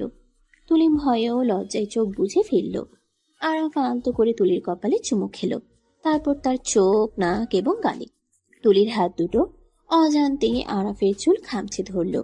আরাফ ফিসফিস করে বলল, আমি তোমাকে ভালোবাসি তুলি, আমার জীবনের চেয়েও বেশি। আমিও আপনাকে ভালোবাসি। তুলির এই স্বীকারোক্তি আরাফের ধৈর্যের বাঁধ ভেঙে দিল। সে তুলির ঠোঁট দখল করে নিল এক গভীর চুম্বনে। তুলি প্রথমে একটু আড়ষ্ট থাকলেও পরে সাড়া দিল। তাদের দুজনের নিঃশ্বাস মিলেমিশে একাকার হয়ে গেল। বাইরের পৃথিবী তখন নিস্তব্ধ, শুধু ঘরের ভেতর ভালোবাসার ঝড় বইছে। আরাফের প্রতিটি স্পর্শে তুলি নতুন করে নিজেকে আবিষ্কার করছে। সে বুঝতে পারছে কিশোরী মেয়ে থেকে সে এখন এক পরিপূর্ণ নারী হয়ে উঠছে তার ভালোবাসার মানুষের হাতে। আরাফ খুব সতর্ক। সে জানে তুলি ছোট, অনভিজ্ঞ, তাই সে খুব ধীরে, খুব আদরের সাথে এগিয়ে যাচ্ছে। সে তুলির গলায় মুখ ডুবিয়ে দিল। তুলি সুখের আবেশে গোঙানি দিয়ে উঠল।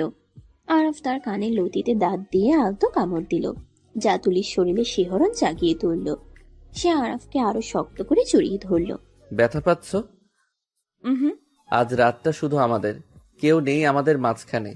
তুমি শুধু আমার, একান্তই আমার। আরাফ ঘরের বাতিটা নিভিয়ে দিল। শুধু বেড সাইড ল্যাম্পের মৃদু আলো জ্বলতে লাগলো। সে আলো আধারিতে দুটি শরীর এক হয়ে গেল। ভালোবাসার উত্তাপে, আবেগের জোয়ারে তারা ভেসে গেল এক অজানা সুখের রাজ্যে। তুলির সব ভয়, সব লজ্জা আরাফের ভালোবাসার কাছে হার মানল। সে নিজেকে সঁপে দিল আরাফের বাহুবন্ধনে। আরাফ প্রমাণ করলো যে সে শুধু একজন ভালো প্রেমিকই নয়, একজন যত্নশীল স্বামীও। সেই রাতে তাদের ভালোবাসা আরো গভীর হলো। কিন্তু সুখের এই রাতেও আরাফের মনের কোণে একটা আশঙ্কা উকি দিচ্ছে। শিহাব যাওয়ার সময় যে হুমকি দিয়ে গেছে, সেটা কি শুধুই ফাঁকা বলি, নাকি সে সত্যি বড় কোনো বিপদ ঘটাতে চলেছে? আরাফ তুলিকে বুকের মাঝে শক্ত করে চেপে ধরল, যেন কোনো ঝড়ই তাকে কেড়ে নিতে না পারে। বিয়ের পর কেটে গেছে প্রায় 15টি দিন। এই 15 দিনে আরাফ আর তুলির জীবনে এসেছে আমূল পরিবর্তন। যে বাড়িতে একসময় শুধু কাজের কথা আর ব্যবসার লাভ ক্ষতির হিসেব হতো, সে বাড়িতে এখন অকারণ হাসির শব্দ, নূপুরের ঋণিছিনি আর মান অভিমানের মিষ্টি নাটক চলে। তুলি তার চঞ্চলতা দিয়ে পুরো বাড়িটাকে মাতিয়ে রেখেছে। তবে সবচেয়ে বড় পরিবর্তন এসেছে আরাফের মধ্যে। যে মানুষটা ল্যাপটপ আর ফাইলের বাইরের জগৎটাকে চিনত না, সে এখন অফিস থেকে ফেরার পথে রাস্তায় জ্যামে আটকে থাকতে অধৈর্য হয়ে যায়। কখন বাড়ি ফিরবে, কখন তার পিচ্ছি বউয়ের মুখটা দেখবে। তাদের বাসর রাতে সেই গভীর মিলন তাদের সম্পর্ককে এক অদৃশ্য কিন্তু শক্তিশালী সুতোয় বেঁধে দিয়েছে। সকাল 8টা, জানালার ভারী পর্দা ভেদ করে সূর্যের আলো সোজা এসে পড়েছে আরাফের চোখে। সে আড়মোড়া ভেঙে পাশ ফিরল, দেখল পাশে তুলি নেই। বালিশের এক পাশে তুলির ভেজা চুলের ছাপ তখনও লেগে আছে। বাথরুম থেকে জলের শব্দ আসছে। আরাফ মুচকি হাসল। গত রাতের কথা মনে পড়তেই তার গাল সামান্য লাল হয়ে উঠল। মেয়েটা বয়সে ছোট হতে পারে, কিন্তু ভালোবাসার গভীরতায় সে আরাফকেও হার মানায়। আরাফ বিছানা ছেড়ে উঠে বসল। এই নতুন জীবনটা তার কাছে স্বপ্নের মতো মনে হয়। কিছুক্ষণ পর বাথরুমের দরজা খুলে তুলে বেরিয়ে এলো। তার পরনে একটা হালকা গোলাপি রঙের টাওয়াল পেঁচানো, চুলগুলো ভেজা, পানির ফোঁটাগুলো তার ঘাড় বেয়ে গড়িয়ে পড়ছে। আরাফ মুগ্ধ নয়নে তাকিয়ে রইল। তুলির ড্রেসিং টেবিলের সামনে দাঁড়িয়ে চুল মুছছিল। আয়নায় আরাফকে তাকিয়ে থাকতে দেখে সে লজ্জায় লাল হয়ে গেল। ওমা, আপনি উঠে পড়েছেন? আমি তো ভাবলাম কুম্ভকর্ণের ঘুম ভাঙাতে আমাকেই যুদ্ধ ঘোষণা করতে হবে। যুদ্ধ তো তুমি রোজই করো, কখনো চোখের ইশারা দিয়ে, কখনো বা এই ভেজা চুলের গন্ধে। আর কাল রাতে যা করেছো, তারপর কি ঘুম আসে? আরাফের মুখে এমন খোলামেলা কথা শুনে তুলি চিপ কাটল। সে দ্রুত তোয়ালে দিয়ে মুখ ঢাকার ভান করলো। আরাফ বিছানা ছেড়ে উঠে ধীর পায়ে তুলির পেছনে গিয়ে দাঁড়ালো। সে আয়নায় তুলির চোখের দিকে তাকালো, তারপর আলতো করে তুলির ভেজা চুলে নাক ডুবিয়ে দিল।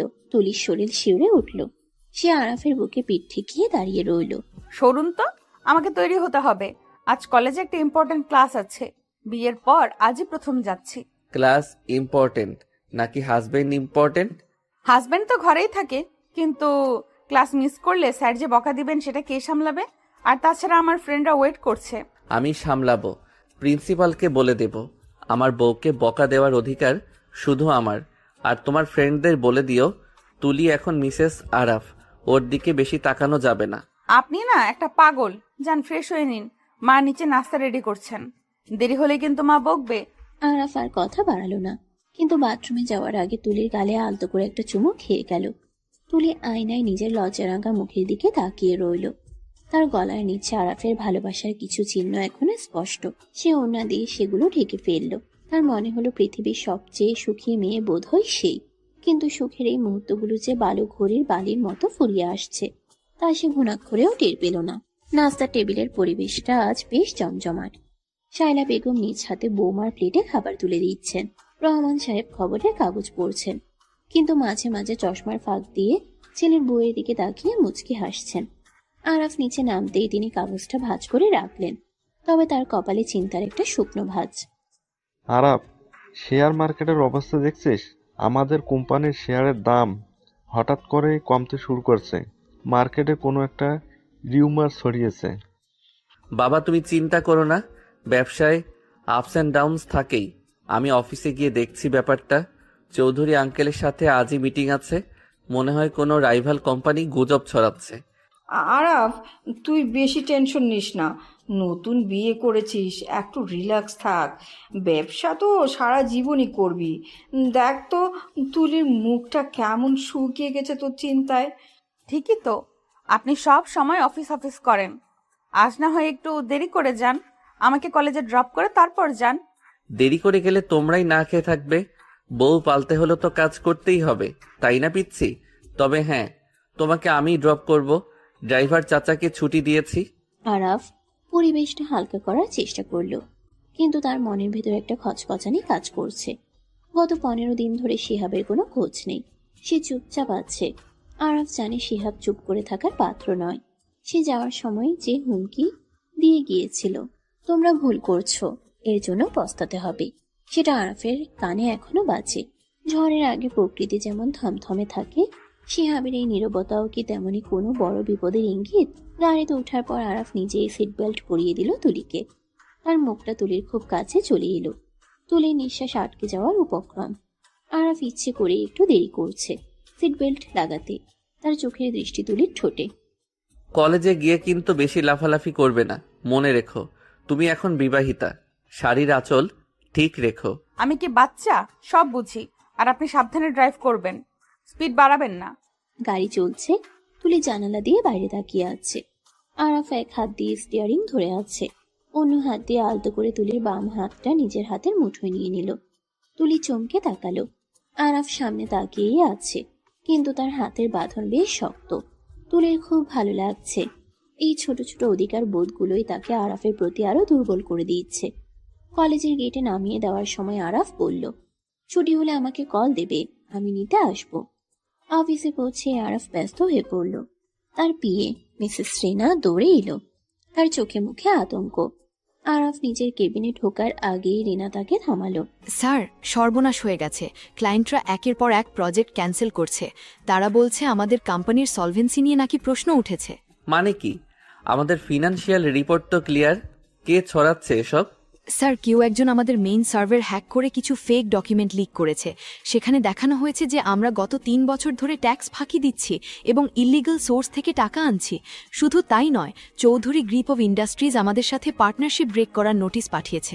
আরাফের মাথায় আকাশ ভেঙে পড়ল। সে দ্রুত ল্যাপটপ অন করল। মেল চেক করতেই দেখল ইনবক্স ভর্তি হুমকি আর লিগ্যাল নোটিশ। চৌধুরী সাহেবও মেল করেছেন পার্টনারশিপ ক্যান্সেল করার নোটিশ এবং তার মেয়ে নীলাকে অপমান করার অভিযোগও পরোক্ষভাবে এনেছেন। আরাফ বুঝতে পারল এটা কোনো সাধারণ হ্যাকারের কাজ নয়। ঘরের শত্রু বিভীষণ। এটা শিহাবের কাজ। সে ছাড়া আরাফের সার্ভারের দুর্বলতা কেউ জানে না। আরাফ টেবিলের উপর রাখা কাছের পেপার ওয়েটটা সজোরে ছুঁড়ে মারল দেয়ালে। ঝনঝন করে শব্দ হলো। শিহাব, আমি তোকে ছাড়বো না। তুই আমার পেটে লাথি মেরেছিস, কিন্তু আমার সম্মানে হাত দিয়েছিস। এর শেষ আমি দেখে ছাড়বো। আরাফ দ্রুত তার লিগ্যাল টিমকে কল করলো। রোকন, আরাফের বন্ধু এবং আইনজীবী দ্রুত চলে এলো, কিন্তু পরিস্থিতি নিয়ন্ত্রণের বাইরে চলে যাচ্ছে। টিভি চ্যানেলগুলোতে ব্রেকিং নিউজ শুরু হয়ে গেছে। বিশিষ্ট ব্যবসায়ী আরাফ রহমানের বিরুদ্ধে মানি লন্ডারিং এর অভিযোগ। আরাফ ফোন হাতে স্তব্ধ হয়ে বসে রইল। তার চোখের সামনে ভেসে উঠল তুলির মুখটা। তুলি কি সহ্য করতে পারবে এই অপমান? তার অসুস্থ বাবা মা। আরাফ, তুই এখনই বাড়ি যা। পুলিশ যে কোনো সময় অ্যারেস্ট করতে পারে। অ্যান্টিসিপেটরি বিলের ব্যবস্থা করতে হবে, কিন্তু আজ আদালত বন্ধ। কাল সকালের আর কিছু করা যাবে না। আমি পালাবো না রোকন, আমি নির্দোষ।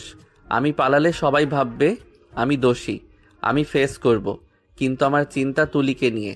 ও খুব ভেঙে পড়বে। এদিকে কলেজে তুলির মন বসছে না। ক্লাসে স্যার লেকচার দিচ্ছেন, কিন্তু তুলির কানে কিছুই ঢুকছে না। তার বুকটা ধকধক করছে। অকারণে ডান চোখটা কাঁপছে। মা বলতেন ডান চোখ লাফালে নাকি বিপদ আসে। তুলি ক্লাস থেকে বেরিয়ে এলো। সে আরাফকে কল করলো। ফোন বাজছে, কিন্তু আরাফ ধরছে না। তুলির অস্থিরতা বেড়ে গেল। সে ড্রাইভারকে কল করতে গিয়ে মনে পড়লো আজ ড্রাইভার নেই। সে উবার ডাকলো। গাড়িতে বসে তুলি ফেসবুকে ঢুকলো। নিউজ ফিড স্ক্রল করতেই তার হাত থেকে ফোনটা পড়ে গেল। বড় বড় অক্ষরে লেখা, আরাফ রহমান গ্রেফতার হতে পারেন যে কোনো মুহূর্তে। 1000 কোটি টাকার জালিয়াতি। তুলির পৃথিবীটা দুলতে শুরু করলো। তার চোখের সামনে অন্ধকার নেমে এলো। সে চিৎকার করে ড্রাইভারকে বলল, ভাইয়া জলদি বাসায় চলুন, জলদি। বাসায় ফিরে তুলি দেখলো এক হৃদয় বিদারক দৃশ্য। বাড়ির গেটের সামনে সাংবাদিকদের ভিড়। তারা ক্যামেরা আর মাইক্রোফোন নিয়ে হুমড়ি খেয়ে পড়ছে। আরওয়ান সোহেল তাদের আটকাতে হিমশিম খাচ্ছে। তুলি কোনো মতে পিছনের গেট দিয়ে বাড়িতে ঢুকলো। ড্রয়িং রুমে শাইলা বেগম সোফায় শুয়ে আছেন। ডাক্তার রায়হান তার প্রেশার মাপছেন। মীরা আপু কাঁদছে। রহমান সাহেব মাথায় হাত দিয়ে পাথরের মতো বসে আছেন। মা, কি হয়েছে? আপনারা কাঁদছেন কেন? আরাফ কোথায়? ও ফোন ধরছে না কেন? তুলি, সর্বনাশ হয়ে গেছে। আরাফের নামে ওয়ারেন্ট বের হয়েছে। পুলিশ আসছে ওকে নিতে। টিভিতে জানি কি সব দেখাচ্ছে। ও নাকি টাকা চুরি করেছে। মিথ্যে কথা, সব মিথ্যে। আমার স্বামী কোনো অন্যায় করতে পারে না। আমি বিশ্বাস করি না শিহাব ভাইয়া এসব করিয়েছে, তাই না? ঠিক সেই মুহূর্তে সিঁড়ি দিয়ে আরাফ নেমে এলো। তার পরনে অফিসের সেই ফর্মাল শার্ট প্যান্ট, কিন্তু টাইটা খোলা। গলার উপরের বোতামটা ছেঁড়া। তাকে খুব ক্লান্ত আর বিধ্বস্ত দেখাচ্ছে, কিন্তু তার চোখের দৃষ্টি শান্ত ধীর। সে সোজা এসে মায়ের পায়ের কাছে বসলো। মা, তুমি চিন্তা করো না, আমি নির্দোষ। এটা একটা ষড়যন্ত্র। আমি খুব তাড়াতাড়ি ফিরে আসব। তুমি শুধু নিজের শরীরের যত্ন নিও। ওরা তোকে কোথায় নিয়ে যাবে বাবা? আমি তোকে যেতে দেব না। তুই তো কোনোদিন একটা মিথ্যে কথাও বলিসনি। তুই কেন জেলের ভাত খাবি? মা, সত্যের পথ একটু কঠিন হয়, কিন্তু সত্যের জয় হবেই। দোয়া করো যেন আমি শিহাবের মুখোশটা খুলে দিতে পারি। আরাফ উঠে দাঁড়ালো। সে তাকালো তুলির দিকে। তুলি দাঁড়িয়ে আছে দরজার কাছে। তার চোখ দিয়ে অঝরে পানি পড়ছে, কিন্তু সে শব্দ করছে না। আরাফ ধীর পায়ে তুলির কাছে গেল। সে হাত বাড়িয়ে তুলির চোখের পানি মুছিয়ে দিল। তুলির গাল আরাফের হাতের স্পর্শে কেঁপে উঠল। কি হলো পিচ্ছি, কাঁদছো কেন? আমি তো মরে যাইনি। আপনি কোথাও যাবেন না। ওরা আপনাকে নিয়ে গেলে আমি মরে যাব। আমি বাঁচবো না আপনাকে ছাড়া। কাল রাতেই তো বললেন আমাকে ছেড়ে থাকবেন না। ছি, এমন কথা বলতে নেই। তুমি না আমার শক্তি। তুমি ভেঙে পড়লে আমি লড়বো কি করে? শোনো তুলি, এই বাড়ি, মা বাবা সব এখন তোমার দায়িত্বে। আমি ফিরে না আসা পর্যন্ত তুমি এই বাড়ির অভিভাবক। পারবে না দায়িত্ব নিতে? আমি কিচ্ছু চাই না, আমি শুধু আপনাকে চাই। আমি আপনার সাথে যাব। পাবে, আমাকেই পাবে। আমি কথা দিচ্ছি আমি ফিরব, কিন্তু এখন আমাকে যেতে হবে। আইনের প্রতি শ্রদ্ধা রাখা আমাদের কর্তব্য। বাইরে সাইরেনের শব্দ শোনা গেল। পুলিশের জিপ এসে থামল গেটে। ইন্সপেক্টর জামান সদল বলে ড্রয়িং রুমে প্রবেশ করলেন। তিনি আরাফকে চেনেন, তাই তার চোখেও কিছুটা অস্বস্তি। Mister Araf, I am sorry, কিন্তু উপর মহলের অর্ডার, আপনাকে আমাদের সাথে থানায় যেতে হবে। আপনার বিরুদ্ধে মানি লন্ডারিং এবং জালিয়াতির শক্ত প্রমাণ আছে। ইটস ওকে অফিসার, আপনি আপনার ডিউটি করুন, আমি প্রস্তুত। পুলিশ অফিসার আরাফের হাতে হাত করা পড়ালেন। সেই ধাতব ক্লিক শব্দটা ড্রয়িং রুমের নিস্তব্ধটাকে খান খান করে দিল। শাইলা বেগম চিৎকার করে জ্ঞান হারালেন।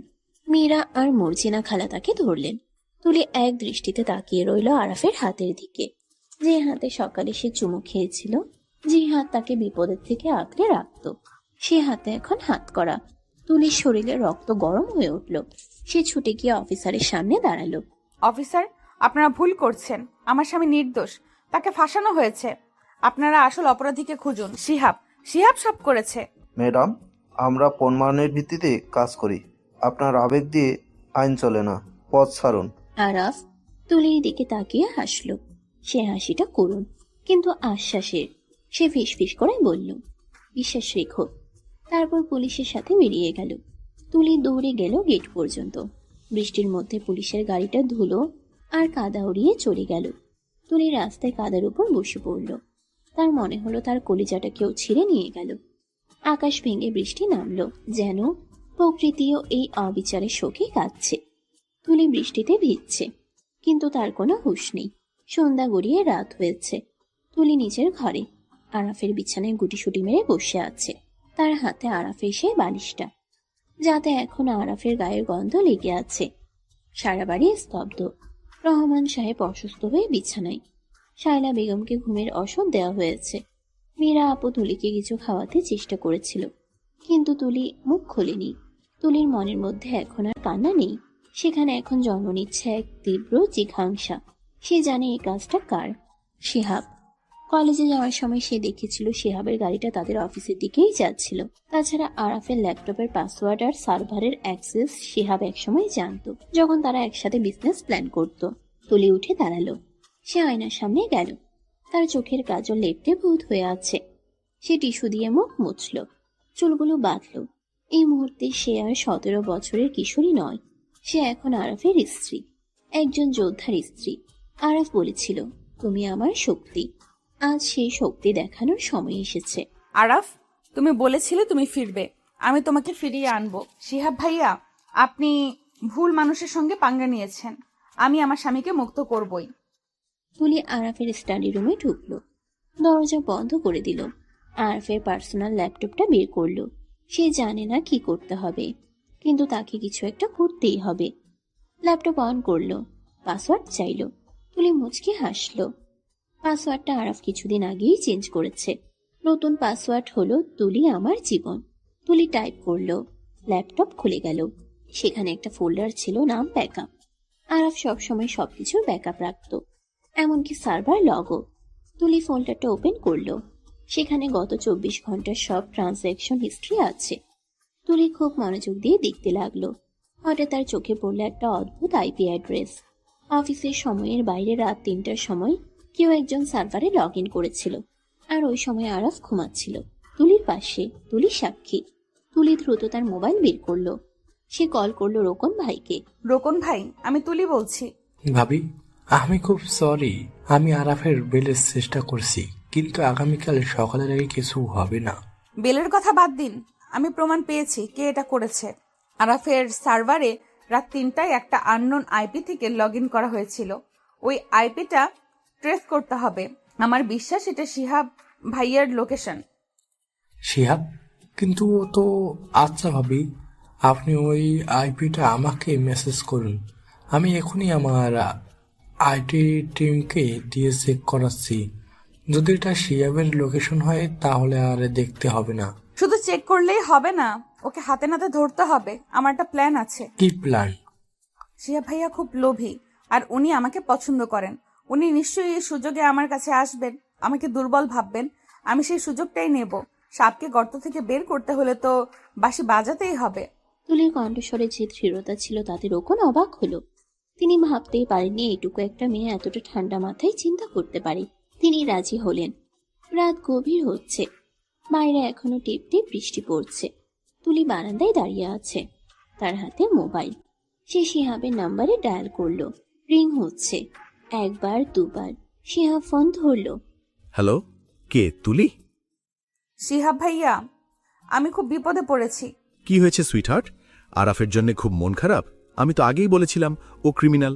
আমি বুঝতে পারিনি ভাইয়া, পুলিশ যখন ওকে নিয়ে গেল আমি খুব ভয় পেয়েছি। আমার মনে হচ্ছে পুলিশ আমাকেও ধরবে। আপনি প্লিজ আসুন, আমাকে বাঁচান। আমি এই বাড়িতে থাকতে চাই না। আপনি যা বলবেন আমি তাই করব। আমি জানতাম তুমি শেষ পর্যন্ত আমার কাছেই আসবে। ভয় নেই, আমি আসছি, আধ ঘন্টার মধ্যে আসছি। তুমি তৈরি থেকো, পিছনের গেটটা খোলা রেখো। ঠিক আছে ভাইয়া, তাড়াতাড়ি আসুন। ফোন রেখে তুলি চোখের পানি মুছল। তার ঠোঁটের কোণে এক রহস্যময়ী হাসি। সে মনে মনে বলল, এসো শিহাব ভাইয়া, তোমার জন্য সারপ্রাইজ অপেক্ষা করছে। তুলি আবার রোকন ভাইকে মেসেজ দিল। মাছ টোপ গিলেছে, আপনারা পুলিশ নিয়ে পজিশন নিন।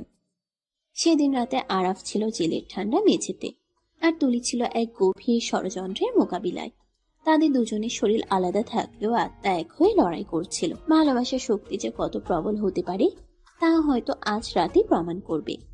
তুলি জানতো আগামীকাল সূর্য ওঠার আগেই তাকে জিততে হবে, কারণ তার আরাফ অপেক্ষা করছে। ঘড়ির কাঁটা রাত দুটোর ঘর ছুঁই ছুঁই। বাইরের তুমুল বৃষ্টি এখন থেমে গেছে, কিন্তু বাতাসের শস্য শব্দ এখনো থামেনি। ড্রয়িং রুমের সব বাতি নেভানো, শুধু কোণার একটা নীল রঙের ল্যাম্পশেড জ্বলছে। সেই মৃত নীল আলোয় সোফায় গুটিসুটি মেরে বসে আছে তুলি। তার শরীরটা কাঁপছে, তবে শীতে নয়, চরম উত্তেজনায়। তার হৃদস্পন্দন এত দ্রুত হচ্ছে যে মনে হচ্ছে বুকের পাঁজর ভেঙে বেরিয়ে আসবে। একটু আগেই সে রোকন ভাই, ইন্সপেক্টর জামান এবং দুজন কনস্টেবলকে পেছনের গেস্ট রুমে লুকিয়ে থাকতে বলেছে। মঞ্চ প্রস্তুত, এখন শুধু অভিনেতার প্রবেশের অপেক্ষা। তুলি জানে এই রাতটাই তার জীবনের সবচেয়ে বড় পরীক্ষার রাত। হঠাৎ পেছনের বাগানের দিকের কাছের দরজায় খুব হালকা টোকা পড়ল। তুলি চমকে উঠল। সে জানে এটা কে। সে নিজেকে শান্ত করার জন্য এক গ্লাস পানি খেল, তারপর ধীর পায়ে দরজার দিকে এগিয়ে গেল। কাপা হাতে সে দরজার লকটা খুলল। দরজা খুলতেই দমকা বাতাসের সাথে ভেতরে প্রবেশ করল শিহাব। তার পরনে কালো রেইনকোট, চুলে বৃষ্টির পানি, তার মুখে এক কুটিল বিজয়ের হাসি লেগে আছে। বাহ, আমার পিচ্চি ভাবি তো দেখি খুব পাংচুয়াল। আমি জানতাম তুমি আমার জন্যই অপেক্ষা করবে। আরাফ জেলে যাওয়ার পর এই বিশাল বাড়িতে একা থাকতে ভয় করছে, তাই না? শিহাব ভাইয়া, আপনি এসেছেন। আমি খুব ভয় পাচ্ছি, পুলিশ যদি জানতে পারে আপনি এখানে। তুলির গলার স্বর কাঁপছে। শিহাব ভাবল এটা ভয়ের কাঁপুনি, কিন্তু আসলে এটা ঘৃণার কাঁপুনি। শিহাব রেইনকোটটা খুলে সোফার উপরে ছুঁড়ে ফেলল। সে খুব আয়েশ করে সোফায় বসল, যেন এটা তার নিজের বাড়ি। তুলি দরজার কাছেই দাঁড়িয়ে রইল। আরে ধুর, পুলিশ এখন আরাফকে নিয়ে ব্যস্ত, আর এই ঝড় বৃষ্টির রাতে কাক পক্ষীও টের পাবে না আমি এখানে। তা বলো, আমাকে কেন ডেকেছ? খুব মিস করছিলে বুঝি, নাকি আরাফের অবর্তমানে পুরনো প্রেমিকের কথা মনে পড়ল? শিহাবের কথাগুলো বিষের মতো তুলির কানে বিঁধল। সে নিজেকে সংযত রাখল। এখন রাগে ফেটে পড়লে চলবে না, তাকে অভিনয় চালিয়ে যেতে হবে। তুলি ধীর পায়ে শিহাবের সামনে সোফায় বসল, কিন্তু যথেষ্ট দূরত্ব বজায় রাখল। মিস না, আসলে আমি খুব অসহায় হয়ে পড়েছি। আরাফকে তো পুলিশ নিয়ে গেল, এখন আমার কি হবে? আমার বাবা মাও অসুস্থ। আপনিই তো বলেছেন আমাকে সাহায্য করবেন। আমি তো ছোট, এইসব আইনি ঝামেলা বুঝি না। সাহায্য তো করবই, তবে ফ্রিতে তো আর সাহায্য হয় না সুইটহার্ট। আরাফ তো শেষ, ওর কোম্পানি, ওর রেপুটেশন সব ধুলোয় মিশে গেছে। কাল সকালে নিউজ হবে আরাফ দেউলিয়া। এখন তুমি যদি বুদ্ধিমতী হও তবে আরাফকে ডিভোর্স দিয়ে আমার কাছে চলে এসো। আমি তোকে লন্ডনে নিয়ে যাব, রানীর মতো রাখবো।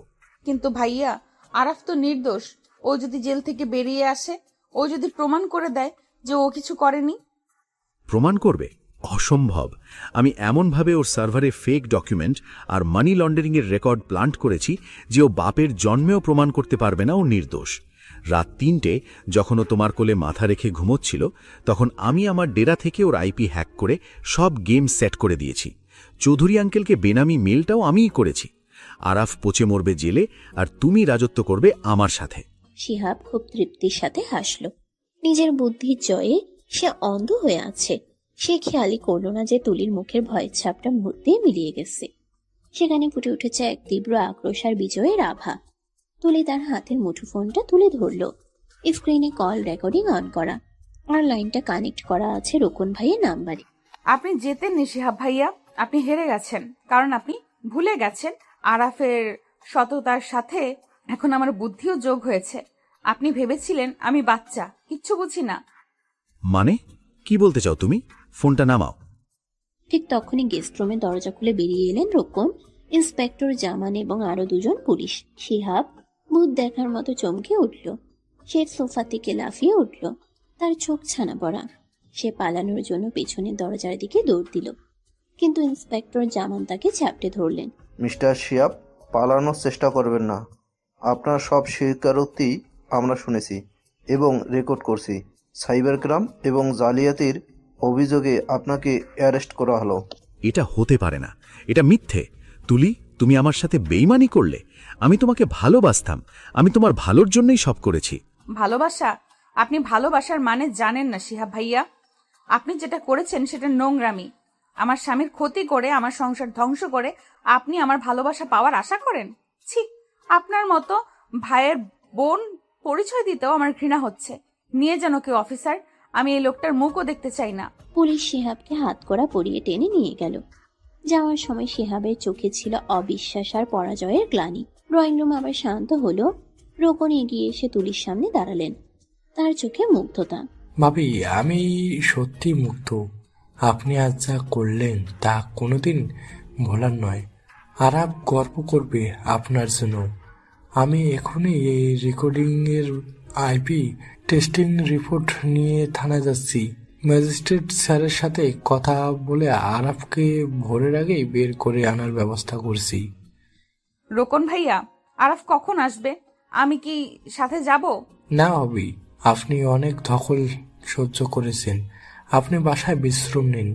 আমি কথা দিচ্ছি, সূর্য ওঠার আগেই আপনার আরাফ আপনার কাছে থাকবে। রোকন ভাই চলে যাওয়ার পর তুলি আর ঘরে টিকতে পারল না। সে মেইন গেটের কাছে এসে দাঁড়ালো। ভোর 5টা, পূব আকাশ ফর্সা হয়ে আসছে।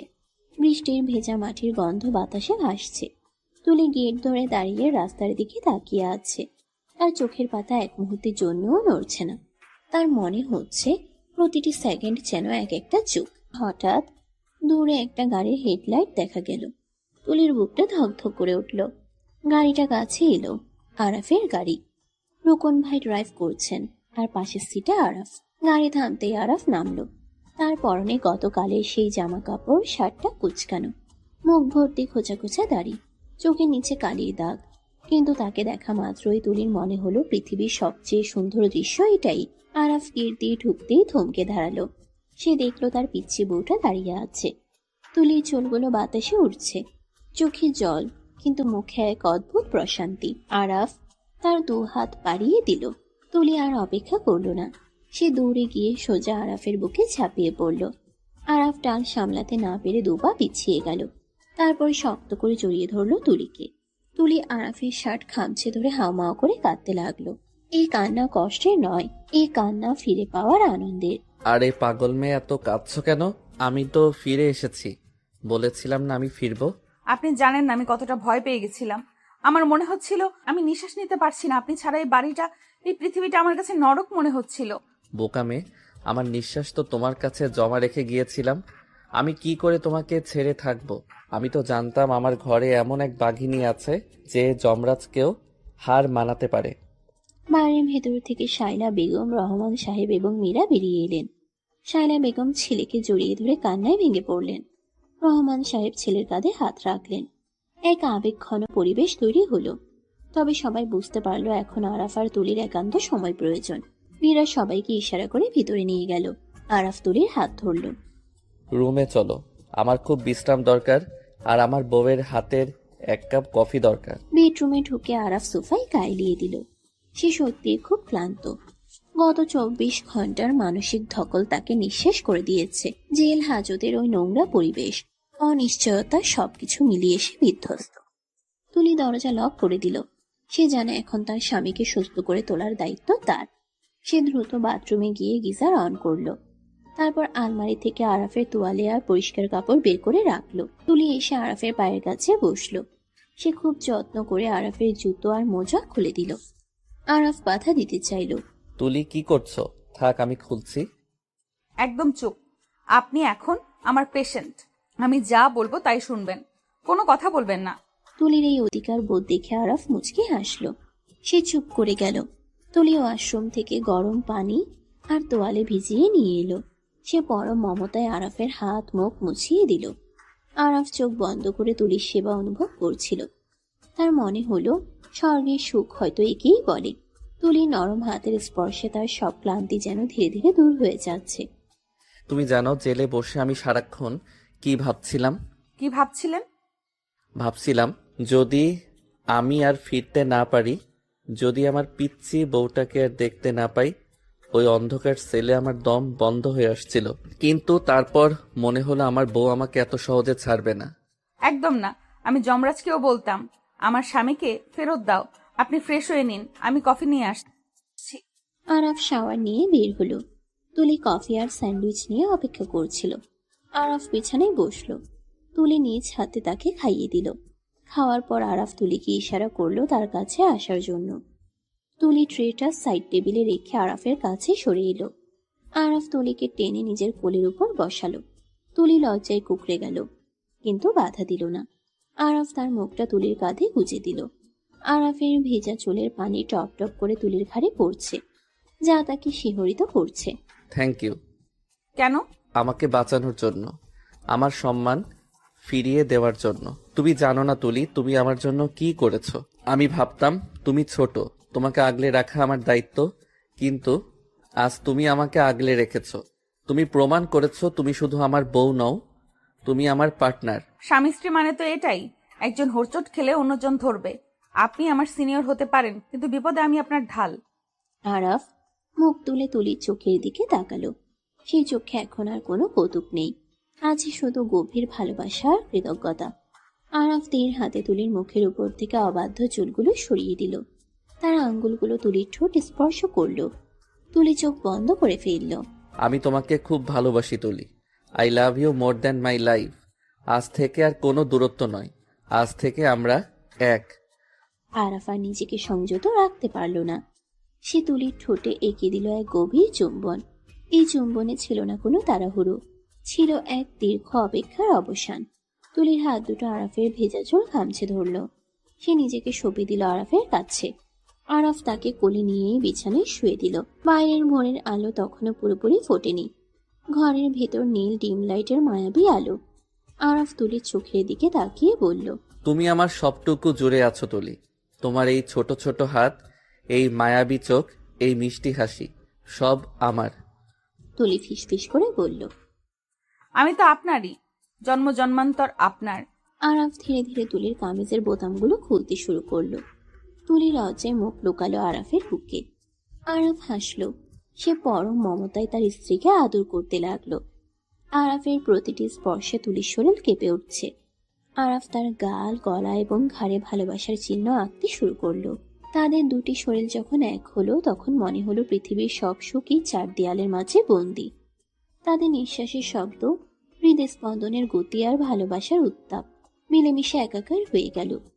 দীর্ঘ বিরহ আর মানসিক চাপের পর এই মিলন তাদের সম্পর্ককে নিয়ে গেল এক নতুন উচ্চতায়।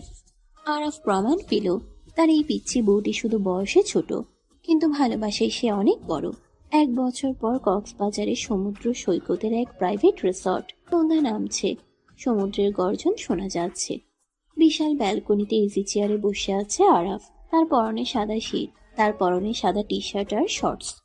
তার কোলে মাথা রেখে শুয়ে আছে তুলি। তুলির পরনে একটা ঢিলে ঢালা নীল গাউন। তার শরীর এখন ভারী, সে 7 মাসের অন্তঃসত্ত্বা। সমুদ্রের বাতাস এসে তুলির চুলে বিলি কাটছে।